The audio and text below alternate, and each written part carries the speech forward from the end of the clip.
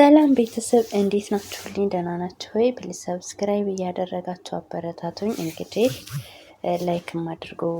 ይህን ልጅ ካስታወሳችሁ አንድ ጊዜ የሆነ ቲክቶክ ላይ የሆነ ሰው አግዞት ነበርና አጋጣሚ ዛሬ ቲክቶክ ላይ ሳየው ደስ አለኝ ማለት ነው።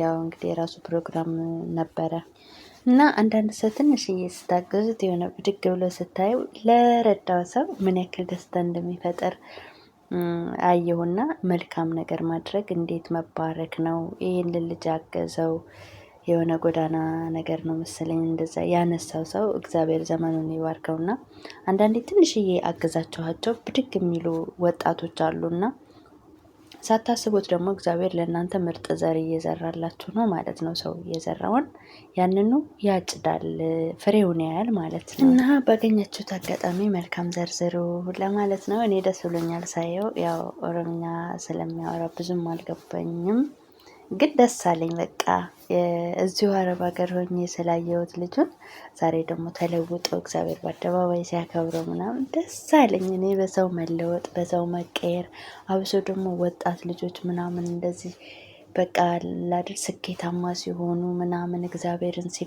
ሲፈሩ ትሁት ሲሆኑ ምናምን በጣም ደስ ይለኛል።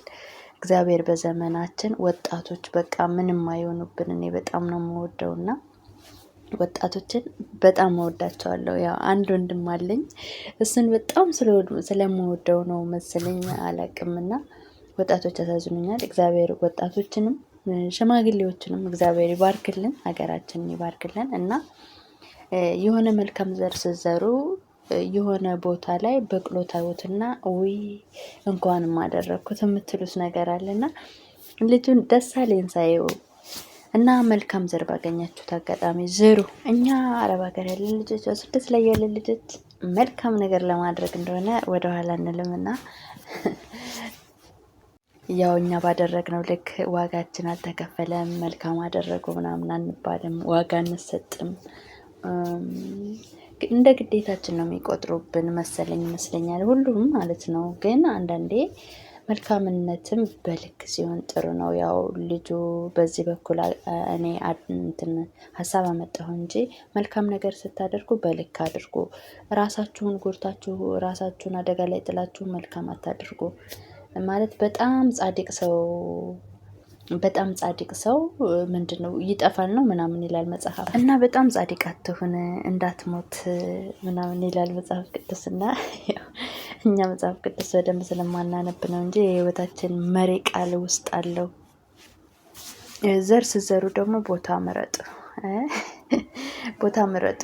ለምን እንደሆነ ታውቃላችሁ? መጽሐፍ ቅዱስ ላይ ዘሪ ሊዘራ ወጣ ይልና ከዛም በኋላ ደግሞ ግማሹ ጭንጫ ላይ ወደቀ፣ ጭንጫ ባዶ ስለሆነ ወፎች ለቀሙት። ግማሹ ሾክ ውስጥ ወደቀ፣ ሾኩ አነቀው። ግማሹ ደግሞ ምን ላይ ወደቀና ወፎች በሉት ይባላል። እና አንዳንዴ ዘርም ስንዘራ እኛ ዝም ብለን ሜዳ ላይ እየዘራን ነው ፍሬያችንን የሚያላየ ነው። እና አንዳንዴ መልካም ያደረገችሁለት ሰው ተለውጦ ምናምን ስታዩት ደስ ይላችኋል። እኛ ደግሞ አብዛኝ ጊዜ እንደው አላቅም ብቻ አረብ ሀገር ያለን ልጆች ማንደረገመን ባላቅም ብዙ ጊዜ ስንጎዳ ነው የሚታየው።